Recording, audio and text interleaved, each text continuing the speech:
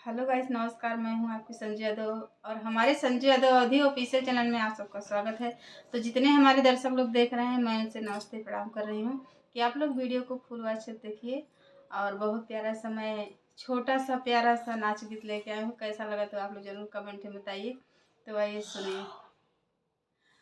हमरो बलमुआ त दिल्ली कमाला, ननद हो काहे के तोहर भभाला, ननद हो काहे के तोहर भभाला। हमरो सजनवा त दिल्ली कमाला, ननद हो काहे के तोहर भभाला। टिकवा लियावे टिकुलिया लियावे, टिकवा लियावे टिकुलिया लियावे, टिकुली पे नगवा हो अजबे सोहाला, ननद हो काहे के तोहर भभाला, ननद हो काहे के तोहर भभाला। हमरो सजनवा हो दिल्ली कमाला, ननद हो काहे के तोहर भभाला, ननद हो काहे के तोहर भभाला। चूड़िया लियावे कंगनवा लियावे, चूड़िया लियावे कंगनवा लियावे, कंगना पे नगवा हो अजबे सोहाला, ननद हो काहे के तोहर भभाला, ननद हो काहे के तोहर भभाला।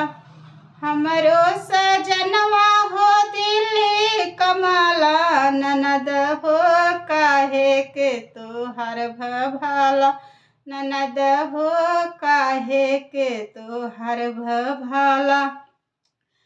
सड़िया लियावे हो लहंगा लियावे, सड़िया लियावे हो लहंगा लियावे, लहंगा पे ओढ़नी गजब हो सोहाला, लहंगा पे ओढ़नी गजब हो सोहाला, ननद हो काहे के तोहर भभाला, ननद हो काहे तोहर भभाला।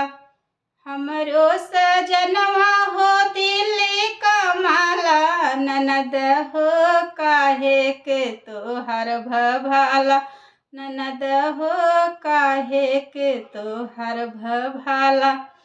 खाई के लियावे हो चाट चौमिनिया, खाई के लियावे हो चाट चौमिनिया, चौमिन पे चटनी गजब हो सोहाला, ननद हो काहे के तोहर भभाला, ननद हो काहे के तोहर भभाला, ननद हो काहे के तोहर भभाला। तो हेलो फ्रेंड, कैसा लगा तो आप लोग ज़रूर प्यारा से कमेंट करके बताइए।